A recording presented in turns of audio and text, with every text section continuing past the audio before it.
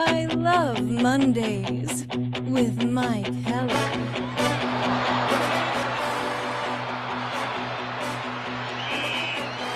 Broadcasting live from an undisclosed bunker in the Badger State, this is I Love Mondays with Mike Heller. Powered by determination and a little bit of duct tape. Here's your host, Mike Heller.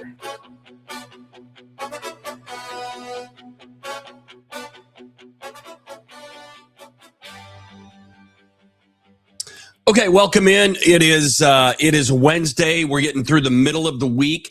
I call this the OG Wednesday. Jim Polzin will be my guest. He's not traditionally under the category of being an OG, but he kind of is in my world.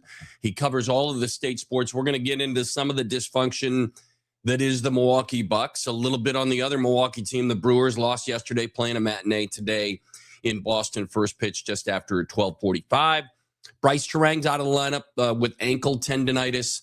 Yesterday off, today off. Tomorrow's a team off day, and they hope to get him back in the lineup for Friday's return back to American Family Field and a visit from the Washington Nationals. Go through these. Mulcahy says par 3 day. Let's go and have a great show, Mike. Thanks, Mulcahy. Appreciate that. Get my traditional good morning from James. Thank you. Get another one from Alex. Morning, my man, Mike. Happy Masters Eve. Yes, it is. And good morning, everyone, from Mike 21. I think that's our Mike in Merrill. So cover that off. All of those are going back and forth on our YouTube Live. So you can go there. I hope that you do. And then subscribe and tell your friends and neighbors, wake the dog, and let them know that the show is up and running. So we didn't get part two to the Wilson Contreras Brewers situation last night. Mize was really good for 5 innings. And then into the third, he strikes out the lead batter in the third inning, but he can't get the second out. He then walked 3 in a row and set it up.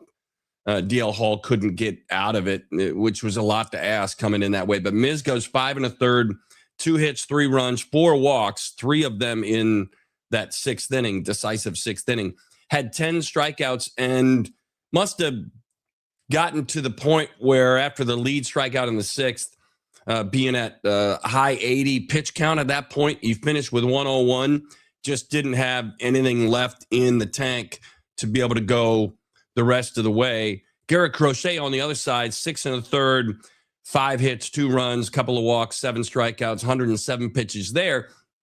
And he also ran out of his gas tank was empty when they brought him back out for the 7th, and the Brewers had their opportunity and just didn't get the hit. And sometimes that is baseball. The Brewers got their run in that inning without the benefit of a hit providing the run. Certainly Yelich's ground ball to the left of Durbin at third base, which is ticketed to go into left field. Durbin made a good play, not a great play. It's a good play. They get the force out at second, and it did score a run on the play, but the only other run was by a hit batter with the bases loaded. So just needed one more hit, right? Trevor Story got that hit for Boston, and the Brewers didn't, and that's the difference in the game. Brewers are 8-3, and they're tied for first place because the Cincinnati Reds are also 8-3. And when you want to talk about run differential, it matters over the long course of a season. That number will typically play itself out to be real. But the Brewers are plus 29 and have an 8-3 record, and Cincinnati is plus 1 and has an 8-3 record. So they're tied for first place in the division. Pittsburgh is just a game back. They're 7-4, plus 12 run differential. St. Louis is at 6-5. They're -8, and the Cubs at 5-6 are +8. They won last night handily. The Cubs not getting good news on the health front. They're 3 games back and in last place in the division. I love it when the Cubs are in last place. It would be nice if the 8-3 record out of the gate by the Brewers was good to be clear in first place alone, but they're not. It's the way it is. They'll finish the series in Boston today. Shane Drone gets his first start, his major league debut against the team that traded him to Milwaukee. He was part of the Durbin trade. Shane Drone goes for the Brewers. Sonny Gray, the former Cardinal, goes for Boston. 12:45 Red Sox are 3-8. And Contreras is doing Wilson. There wasn't anything more. He struck out in his first at bat. He did break up the no-hitter in his second at bat with a single to right. And then he walked again later in the game. I mean, I don't know if the Brewers are not pitching him inside because of what happened on Monday, but it seemed like they were missing away and not coming inside. And I don't know if that was part of the plan or if there is some question mark about how they want to approach him, but certainly that's in the conversation as well. Another note from Jamie. He says, is McIntosh undercutting Garb by not giving him enough dollars? The distribution that comes from the athletic department is it's certainly in question, and I'll bring that up with Jim Polzin. But that 20.5, which I think this year goes up a little bit, the vast majority of that is going to go to football. And this is the part that we'll visit with Jim about, but I'll just lay out my opinion on the front end. It's not really opinion. This is pretty fact-based. The lion's share of the money that drives the athletic department revenue, the engine for athletic department revenue, is football. So football, which begs the question, why were they lagging until now in dollars appropriated for football player funding? So there's a question there, but I don't know. It's a complicated soup you're talking about when the money being divvied out for player pay comes from the athletic department, or if it comes from collectives and booster and NIL money that is outside the university proper. So it's a fair question to ask. I don't know that there's a clean answer to that, Jamie. So we'll get to that. Let me tell you a little bit about our sponsors. I want to say thank you to One Community Bank. Presented by One Community Bank. Stop by any one of the locations. Visit onecommunity.bank to upgrade to feel-good banking. One Community Bank, proud to serve clients, support colleagues, and invest in our communities. Also, we are presented by M3 Insurance. We help businesses, individuals manage risk, purchase insurance, and provide the right benefits to their employees. With M3, you get it all. Visit m3ins.com. Also presented by Neuroscience Group, excellence in brain, spine, and pain care. Choose Neuroscience Group at neurosciencegroup.com, bringing together specialists in neurology, spine, and pain management, working together to get you back at full strength. And also brought to you by our friends at Potawatomi Sportsbook and Casino. I'm going to run down some Masters numbers as we get on the eve of that tournament. Par 3 is today. And also presented by Habish and Rotier for the partnership that we have with Habish is relationship-based. And fortunately, I haven't had to use their services for personal injury. But if you have a situation, there are 13 locations. Ensure you get a hometown attorney who understands your life and the impacts of your injury, personally committed to your recovery. So please, as I say almost all the time when I mention our sponsors, they are my partners in this. So if you're a viewer or a listener to I Love Mondays, or if you've been a supporter of what I do on Sports Talk Radio and now in the podcast world over the last 25 plus years, I also ask that you support our sponsors. And if you do your banking, give a consideration to One Community Bank. Go to onecommunity.bank. If you're in a position for insurance and benefit packages for your business, for your employees, visit M3 Insurance. That's m3ins.com. If you personally have an auto injury or a personal injury that needs an attorney, legal care on it, go to Habish and Rotier. If you're going to make a sports bet, go to Potawatomi. That's if you have a brain injury, a brain situation, if you have a back pain, if you're suffering that way, check out neurosciencegroup.com. That's what the partnership of sponsors. That's what my goal is in that partnership, is that they win on helping us do this show every day. So I ask that in return that you help to support our sponsors. A quick, I have to find it now on a quick look at the rundown of the favorites for the Masters Golf Tournament that gets underway tomorrow morning at Augusta. And weather looks to be a non-issue at Augusta, at least at last check. It's always subject to change. The favorite is Scottie Scheffler, and why wouldn't he be? He's at plus 550 with our friends at Potawatomi Sportsbook, bet above the rest. He's followed by Bryson DeChambeau, the next on the odds line, at plus 1,000, who's joined there by John Rahm, somebody we don't talk about very often. And again, now we're going to get to, this is my favorite. Like if I'm picking, if you in a Masters pool, if I've got to pick from the first group, I'm going to pick Ludvig Åberg. So Åberg is plus 1,400. He's joined there by Rory McIlroy and Xander Schauffele. Now, Rory is my favorite golfer in the field, and he won it a year ago. That doc that's out there now, I think it's on Prime. The doc that's out there on Rory is fantastic. I like it. I know it's very Rory-centric, as a doc about Rory should be. He's my favorite golfer in the field. After that line at 1,400, which includes Åberg, McIlroy, and Schauffele, Cameron Young is at 1,800, plus 1,800 to win the tournament. Matthew Fitzpatrick, this is where I think another group comes from that could win it. Matthew Fitzpatrick, Tommy Fleetwood, Hideki Matsuyama, and Justin Rose are the next four on the odds line. And I like Justin Rose, who lost in the playoff last year when they repeated, had to go back and play the 73rd hole, the 18th hole, he and Rory. Justin Rose, he might win this thing. So I've got some favorites, but my favorites are not USA golfers. So Åberg and Justin Rose, among the guys I think can and might win this tournament. Matthew Fitzpatrick and Tommy Fleetwood also in that mix.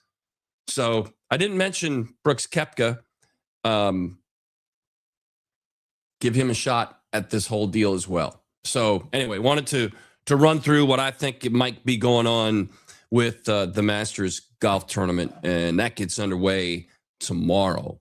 All right, let me bring in Jim Polzin to the program. I appreciate his time here with us. Jimmy with the Journal, and his time on the program is appreciated. You can find him on Twitter at Jim Polzin WSJ. You wrote a piece, and I haven't mentioned it yet, about Wisconsin hockey. They will play in the Frozen Four tomorrow afternoon in Las Vegas against North Dakota. But you were talking about the genesis of Mike Hastings coming here in your latest piece. Give us a little thumbnail sketch of that storyline and their initial conversation, which was a quick one leading to this partnership. Yeah, I kind of wanted to look back, 3 years later, just to see if there's anything different about it or unique or special. And I talked to Chris McIntosh last week, and he described it, and the Hastings later described it as just this really informal, casual meeting at the kitchen table of the Hastings home near Mankato 3 years ago. And the first 2 to 3 hours, they all said was just talking. It was Chris asking about Jeanan's family, and very much including her in this process. As he wasn't there just to hire a coach; he was there to find out about a coach's family. And I think the Hastings that certainly stood out to the Hastings, that it wasn't formal in any way at first, and it was just people getting to know each other, and I think that was big for the Hastings. I think it was big for Chris to kind of help crystallize that, hey, this guy on the top of my list who certainly has the resume to make him a great choice. There's more behind it than that, and so I think it was kind of interesting to hear all sides of that, and just how that relationship started forming. And then it was funny. Jeanan told me, like, once Chris reached down to pull out this folder with very much there was the business of this all was behind that. She just kind of dismissed herself from the room and said, "You guys handle this. I'll be in the next room if you need me." And but you know, by the end of the day, by the time Chris walked out the door, I think Chris and Mike both knew that this was what they wanted, and it was just a matter of kind of working out the details. How much, this year for Wisconsin hockey flips on a razor's edge. I mean, they needed other results to happen in conference tournaments for them to get into the NCAA tournament. And it shows how fickle the industry can be because if a result goes the other way, they're not even in the NCAA tournament field, and now they're playing in the Frozen Four. And I say that, I bring that up, Jim, in part to equate it to Wisconsin basketball. Different in this regard because after Selection Sunday, they haven't found the winning formula, whether it's the James Madison, the BYU, and then this year High Point over the last 3 runs. But that's where judgment comes into play and how a program is viewed. So that's a delicate balance, right? Fan bases get bent out of shape in those moments. Let me transition a little bit to hoops and your view on what Greg Gard's program has and hasn't done, because they've done a lot in regular season, Big Ten play, conference tournament, but what they haven't done is win after Selection Sunday. Yeah, it's funny you bring this up. I mean, you and I are so often on the same page. Chris and I talked about this. I did not use this in the Hastings story, but kind of saving it for another day is we talked about the fine margins, right? I told him, I'm like, if Wisconsin loses to Michigan State in the quarterfinal of that of the Hockey Mountain, Massachusetts, we're still talking about how Mike's got this program trending in the right direction.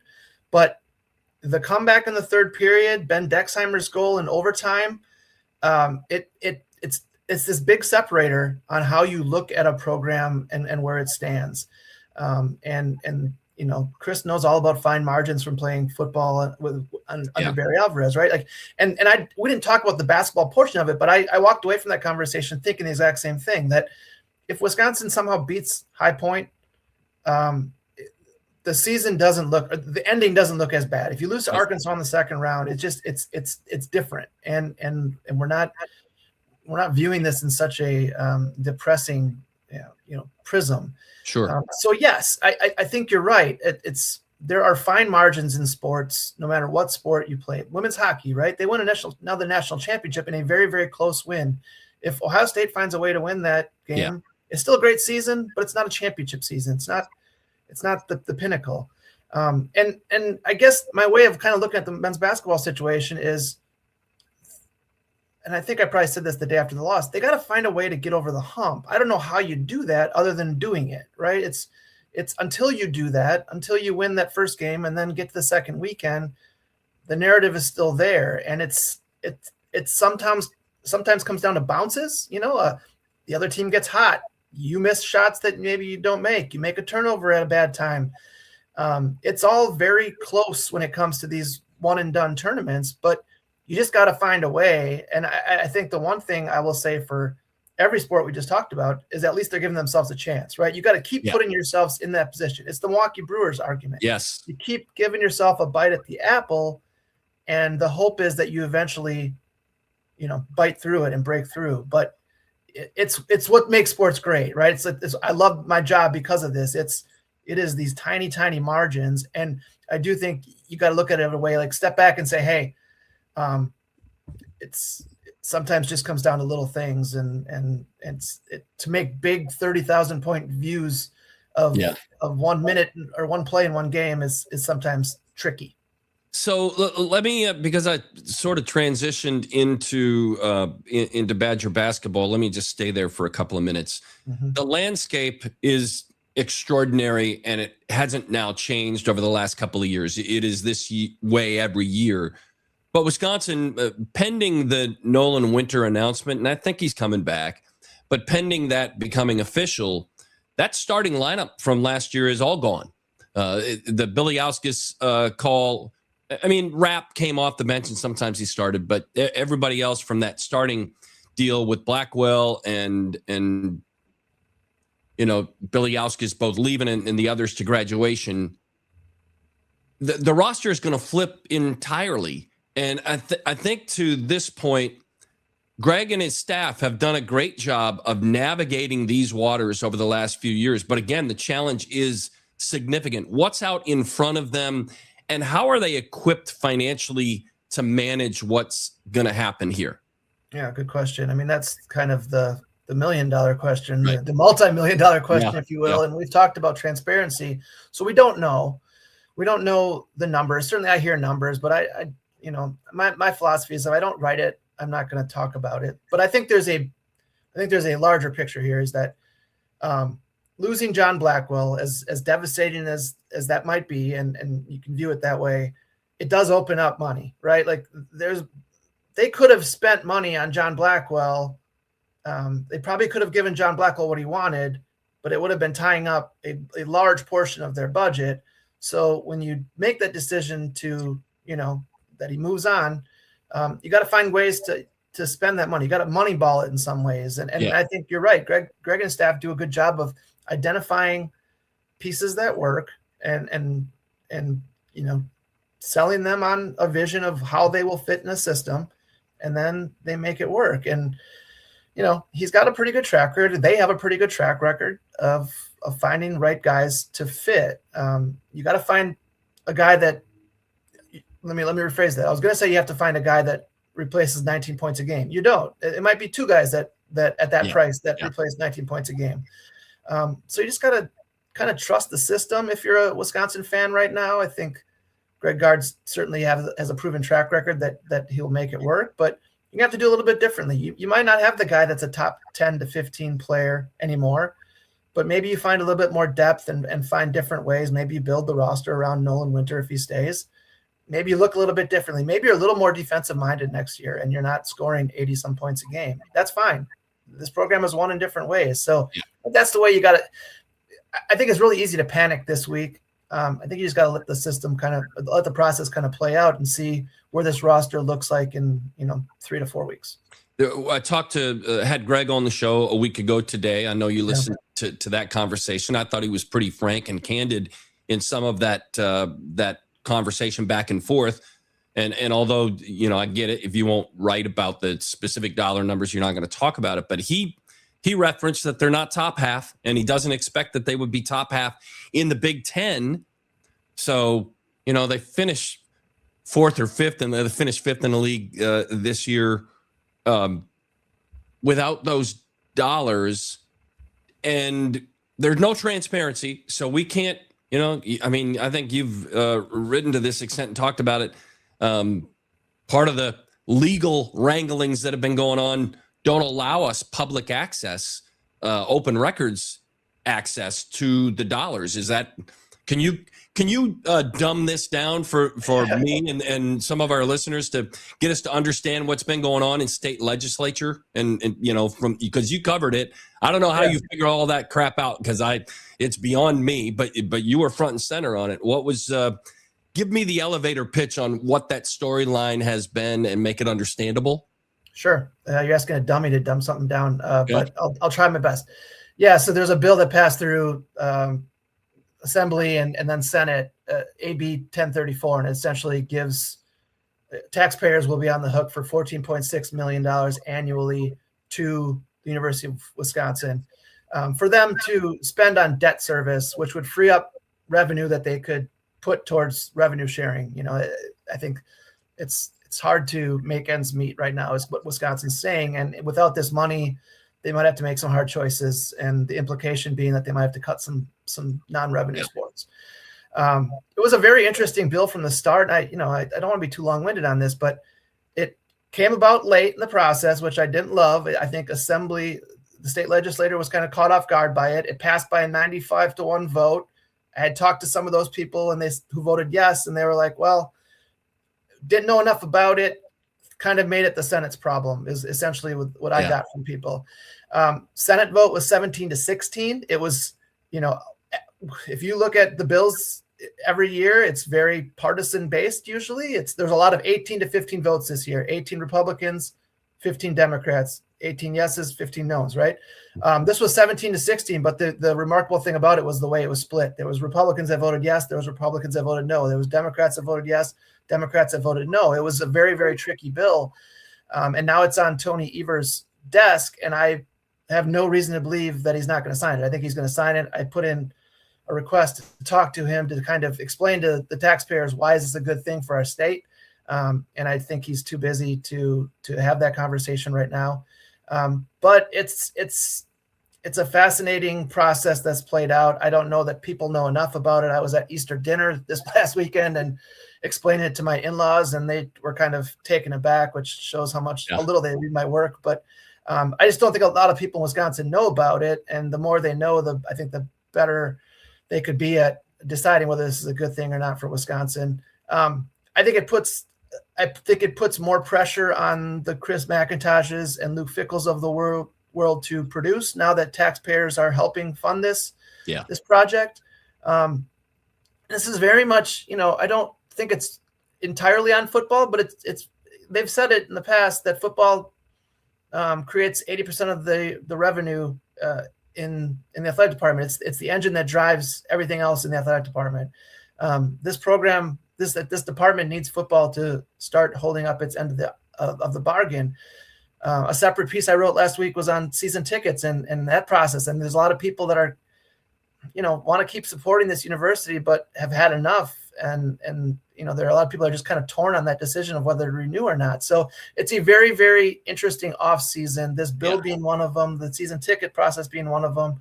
It all kind of ties together, and yet it's a very, very complicated ordeal. All right, let me spin it back on the JB conversation. John Blackwell is listed, at least on many sites, as one of the top 2 or 3 players available in the portal. And then the team names, the university names that are connected to him are the bluest of the blue bloods in college basketball. I felt and talked about it on this podcast that when the season ended, that he would leave. My personal opinion is in part because there's a big bag of money out there that Wisconsin probably doesn't want to play and swim in those waters. And if John Blackwell can go get paid that big amount of money, whatever that is, says some reports are out there for $4 million. I don't know if that's real or not, but we tend to, as a fan base, not me, we, the fan base, tend to judge the player on these decisions. Where do you come down on that, where essentially half of the college basketball player availability right now is in the portal of all Division I college basketball players? Where do you come down on the player making that decision, and in this case, John Blackwell? Yeah, I don't judge at all. I mean, I can only imagine a 21-year-old Jim Polzin being offered $3 million, $4 million, $2 million, $1 million, right? It's hard to turn that kind of money down. That money goes a long way, especially if you're a guy. And I think John Blackwell views himself as an NBA player someday. I don't know if that's going to happen. There's no guarantee, certainly, right? So I think this is potentially one of his biggest moments to earn. So I don't blame him at all. It takes me back, and listen, I'm not naive enough to believe that what John Blackwell says 1 year ago means that he's saying it for life. But I had a great conversation with John and Nolan last year at this time in Denver between the first and second round games in the locker room. And because I think by then I was pretty certain that those guys were coming back, and I wanted to get into the why, the loyalty, why do you do this? And John was great. He said he wanted to be a legend here. Loyalty meant something to him. Wisconsin was the only major program to offer him out of high school. Yeah. And I wrote something that day, and I don't regret writing it because I think it was a snapshot in time. But I certainly knew that that didn't mean it was a lifetime decision, and right. That things can change. I think that's the one thing, is that things change quickly in this business. And if someone puts a pile of money in front of you, it's really hard to turn it down. Do I wish things were different? Yes. Yep. There are fans, like I feel most for the fans. I've talked to a lot of people, mostly about the football side, is, you used to come to games for 50 years and you'd know who everybody was. And now you have to check your roster and you don't feel like you know these people. And that's right. Tough for a fan. That lack of loyalty is tough for a fan. And the way I flip it back on them is, if this was your son, would you really expect him to turn down this much money? Yep. And it's a tough thing. So I don't judge the player. I don't judge the coaches. I can sit here and judge the system. Yeah. I don't have a solution though. These are problems that have been building up for decades. Decisions and non-decisions that were made decades ago are now coming back to bite schools and the NCAA. And I worry, my worry is that the hole is so deep right now. How do you get out of it? Well, do you believe, and I don't know who puts this into play. This is not a novel new idea, but it's something that we in the talk world have been on for the last couple of years. Is there a scenario that plays itself out with 2 and 3 year contracts for players, or is that not doable, enforceable under the current system? Well, I think in football we've seen that. I mean, that would be my number one question. And again, like expecting people to have honest takes or transparent takes is a tough thing these days. But that would be my question, because I talked to both John Blackwell and Nolan Winter's fathers about this a year ago. Is multi-year contracts and contracts that can change from year to year. And I was a little bit hesitant, because that came up in the Xavier Lucas thing, that they gave him a multi-year contract offer. So you do have a player for more than 1 year. It gives the school some sort of structure. And I would guess, like, this is strictly a guess, I would guess that Wisconsin wanted to sign John Blackwell and Nolan Winter to multi-year deals a year ago, right? Yeah. I don't know if it's in the player's best interest to do that. Yes, you're risking an injury on themselves, right? It's like a player playing himself into the NBA free agent window. No, I think I'm going to get more after next year on the open market than you're offering me for the 2-year guarantee. Absolutely, because as we've seen every year, the salaries have risen. They've gone up, and sometimes exponentially. So I don't blame those guys for signing 1-year deals and doing what's best for them. But yeah, that would be one thing that would help a school. I kept thinking too, like, Greg Gard's contract this year, I think we've talked about this last time, is very much incentive based. And I wonder if that's a direction you can go with contracts, like make them multi-year, but make them incentive based in a lot of ways where the player doesn't feel like he's losing by sticking around. But, again, like I was listening to you yesterday with the fan portion of this. And the collective bargaining, I think, is the way to go. I don't know. Certainly schools don't want to do that. They don't want to say that these players are employees. Yeah. And right now, I don't think the athletes want to do that. They have it pretty good right now. I'm not sure they're ready to sign and form a union and do that. And the other tricky thing here, Mike, I think I've said this before too, is we are right now talking about basketball and we're talking about football. Yeah. Athletics is, Wisconsin has 23 sports. Right. How do you get 600 plus athletes to agree to come together and form a union? It almost like you have to have different unions for different sports. And I can understand why people's heads are exploding, because that's a complicated process that will take time to kind of get right. All right, let me hop around the map quick on the other items that I wanted to chat with you about before we let you go. One on Badger football, and let me shake this out or shape this into recruiting. And I know it's not what you do on a daily basis, is deeply follow the recruiting, but we have seen a shift specifically in the 2027 class, the rising seniors, the current juniors in Wisconsin high school. And the Badgers have secured verbal commitments from 8 players, and they're the 8 of the top 10 players in the state of Wisconsin. That didn't happen by chance, Jimmy. I mean, that seems to me to be something that was a philosophical change in how they're going about it, along with money, right? What's your reaction to the verbal commitments, 8 of the top 10 players in state verbally committing to University of Wisconsin?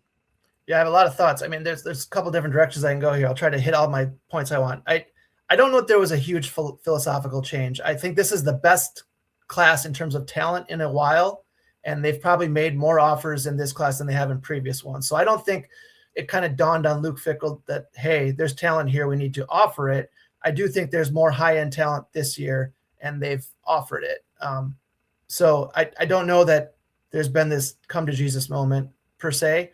But I do think I think they've built some early momentum, and there just kind of seems to be a tidal wave effect now. Yeah. I would love to know the money behind this. If I think one of the scary things if I'm a coach right now is offering upfront money to a player who's, especially in football, where the jump from high school to college is so big. I'd be curious to see what kind of NIL deals and revenue sharing deals these players are getting right out of high school. So I'm a little hesitant to say money's the big answer there too.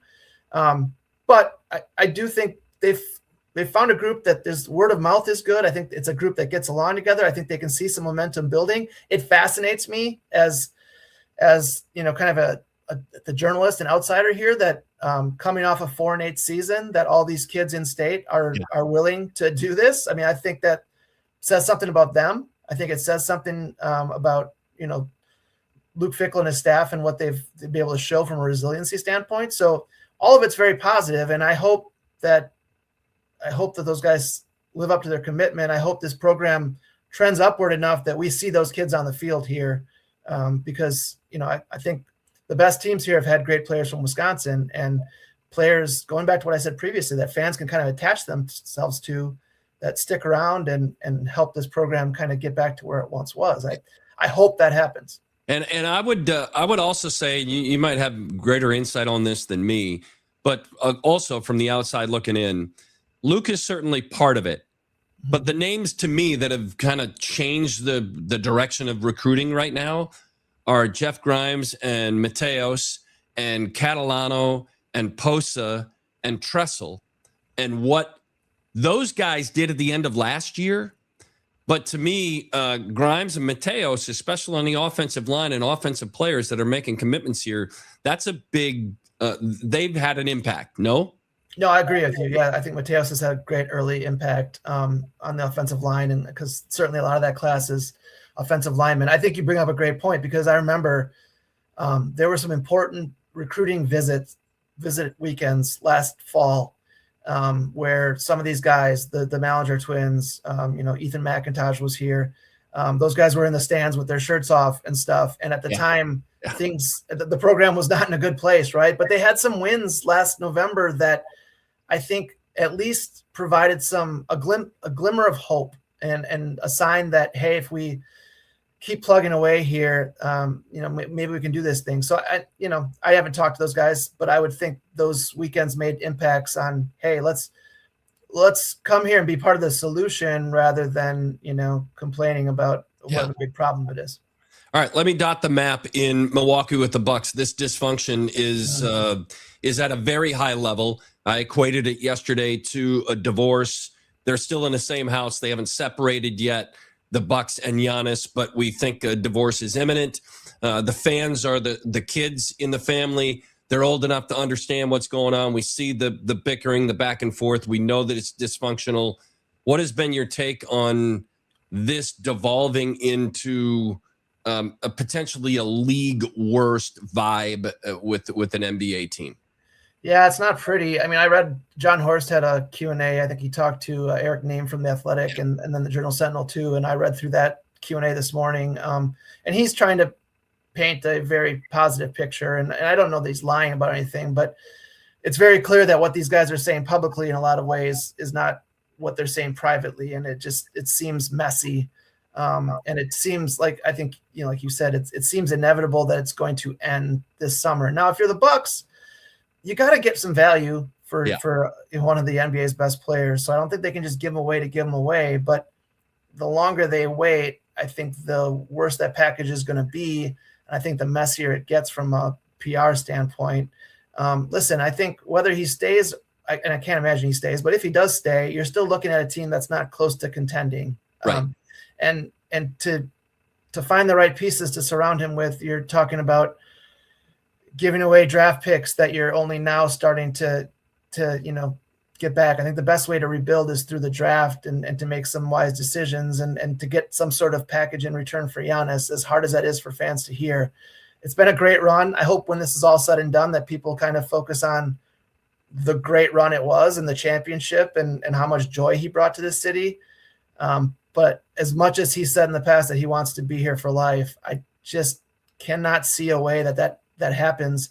And frankly, I've been, I remember saying this on radio shows a year ago too, right? Like it just seems inevitable that it was going to end at some point. Yeah. Does the organization owe anything to Giannis to play him on Friday night, or to the home fans in their home finale that he's on the court at all? Or would that be, I called it earlier this week, it would be essentially organizational suicide to potentially put him out there when your plan is to likely trade him this summer. But there's a he said, she said to the idea of him playing. What do you think on Friday night? Should Giannis be in uniform and get on the court with his brothers? Yeah, it's such a tough one for me because emotionally my answer is yes. That you owe it to him. You owe it to the fans. Like, that's the one thing that stood out when you were asking that question, Mike, is that there are going to be people that probably purchase tickets well in advance. Maybe there's a father bringing his son to the game, and he made this decision months and months ago thinking that it's a chance to see Giannis. And if that doesn't happen, I'd be mad as a consumer. Yeah. From an organizational standpoint, the last thing you want to do is risk a long-term injury. So I don't know. That's a really tough one. I think I hate to both sides this, but the human in me wants to see Giannis out there and wants him to get a giant ovation from a fan base that clearly loves him, no matter how things have played out this year. I would love to see that. That's what the human in me wants to see. If the business side decides that that's not the best option for the organization, I think I could understand that. But I would not want to be in the position of making that decision. I really wouldn't. You're damned if you do and damned if you don't. And lastly, and this is odd because the Packers are the driver of sports in this state, and it's been a pretty quiet run here of late. What is there right now to be focused on in Green Bay? They don't have a first-round draft choice. They also don't have a backup quarterback. What is the storyline out of Green Bay right now? Yeah, I still think the draft is important. I mean, even if you don't have a first-round draft pick, I think this is a huge draft for Brian Gutekunst to build some depth, to make some plays for the future. You're going to have some big decisions to make on key players in the organization. You got to keep building depth. We talked about having bites at the apple. You got to keep this roster at a place where you continue to find some young talent that can develop into stardom, so you can let go of guys when it becomes too pricey to keep them. So I think it's probably hyperbole to say this is his most important draft, especially when you don't have a first rounder. But I think finding some guys on Friday and Saturday is crucial this year. Even finding some guys that come in and help immediately. I don't feel as good about this team's Super Bowl chances on April 8th, 2026 as I did on April 8th, 2025.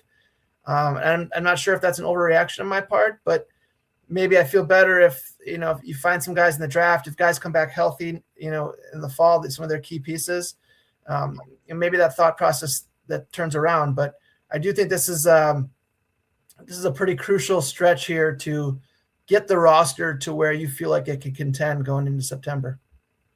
Jim Polzin, I appreciate, when we do this now on the podcast, longer form.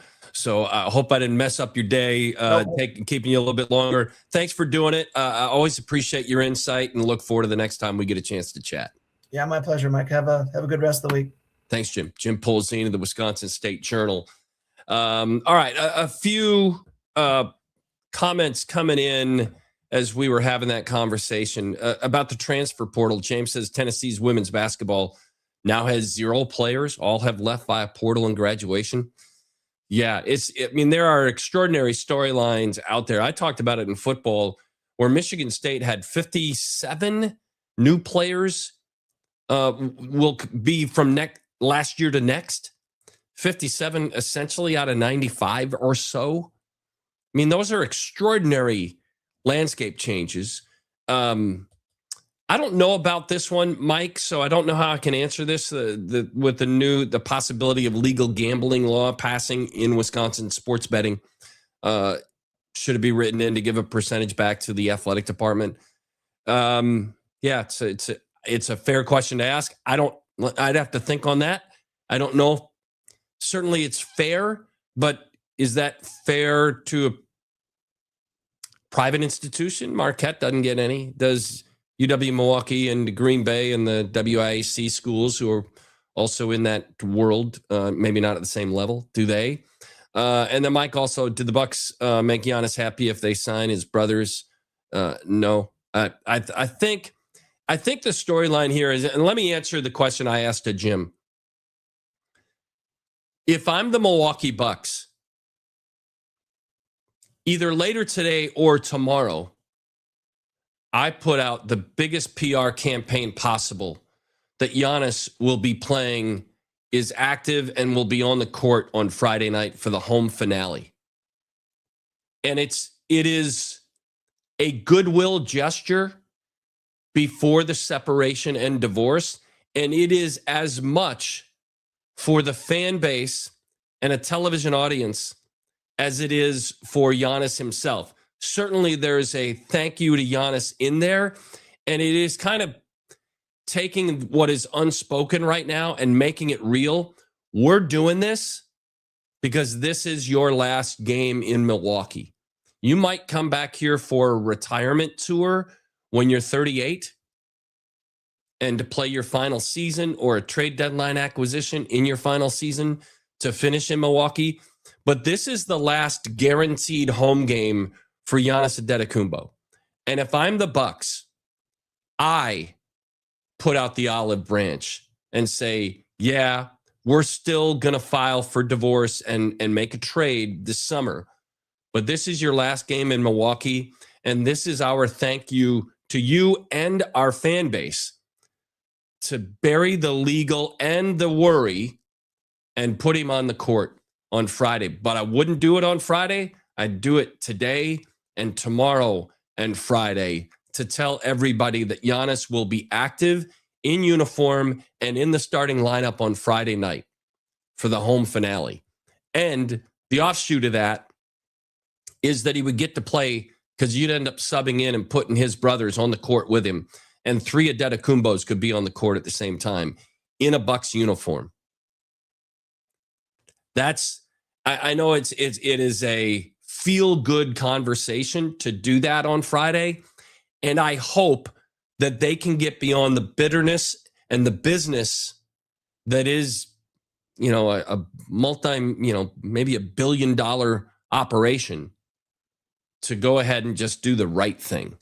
There's never a wrong time to do the right thing. And to me, the right thing, even though it's a little corporate malfeasance to risk putting him out there, the right thing to do is to put him out there. Limited. I'm not playing him 38 minutes. I might, say to Giannis, we're going to start you and we're going to play you up to 18 minutes limit. You haven't played in however long. But we're gonna start you. It's the last home game of the season. That's what I would. That's to me the right thing to do. I might be just too PR driven on this concept, and a little selfish as a fan of Giannis Antetokounmpo and the Bucks, to see him in a Bucks uniform one more time, and in my mind thinking it's the last time in a Bucks uniform at home. We'll see if they can find their way. Sorry. See if they can find their way into doing that. Let me finish in our final few minutes here on this. Yesterday, Kari and I were we left home and we were going in to work at Red and White, our wine and bourbon bar in Wanakee. It's Wine Club Pickup Day is the first Tuesday of every month. So we've got a really good core group of wine club members, and we knew they'd all be there. But we wanted to go have something to eat on our way. So we stopped at a place down the road called Bear and Bottle, and it's Taco Tuesday. Now, I didn't think of it before we went that it was Taco Tuesday, but it was Taco Tuesday. So we did the Taco Tuesday thing. So I get the traditional, the ground beef and just the traditional hard shell tacos. Kari gets the other one. I don't even know what it was. I didn't taste hers. But then we got to red and white, and a couple of friends of mine asked, well, did you do the fish tacos? And I said, no. And I've never had a fish taco, and I'm never going to have a fish taco. Now I'm going to pull back on the second part. If it were a blackened fish, a Cajun spice type of a fish taco, you might get me to go there, but I'm going to go third person. Mike doesn't really eat fish. Okay. I didn't grow up eating fish. I really don't eat fish. I have eaten fish on occasion. Not very common. Like the amount of times I have ordered fish is less in my life now, is less than 10 times ever. Might be 5 or 6. But a fish taco is like, for me, that's just wrong. What are you doing? It was never intended. When God invented tacos, he didn't invent them with fish in mind. Even though, he's a great fisherman. So I said to Diana and Laura and the others standing around last night that I would talk about fish tacos today. And here it is. And I'm never having one unless that was a Cajun spiced or blackened fish in the taco. And then I'm going to bury it in cheese and salsa, with that version. But to this point in my life, I have never had a fish taco. I have no interest in having a fish taco. And fish was never the intention of tacos in the first place. Period. So there's my fish taco conversation for the day. All right. Tomorrow on the show, Vinnie Ratino. The Brewers are going to have a club off day. They're playing at 12:45 today at Fenway Park in Boston. And tomorrow is a club off day. Vinny has been on this road trip. He'll be back, and he's on the show tomorrow. So I very much look forward to that conversation. And then Stephen Watson, who is covering and actually not covering. He is on the grounds at the Masters with, I believe, his mom and dad. He's never been there before, I don't think.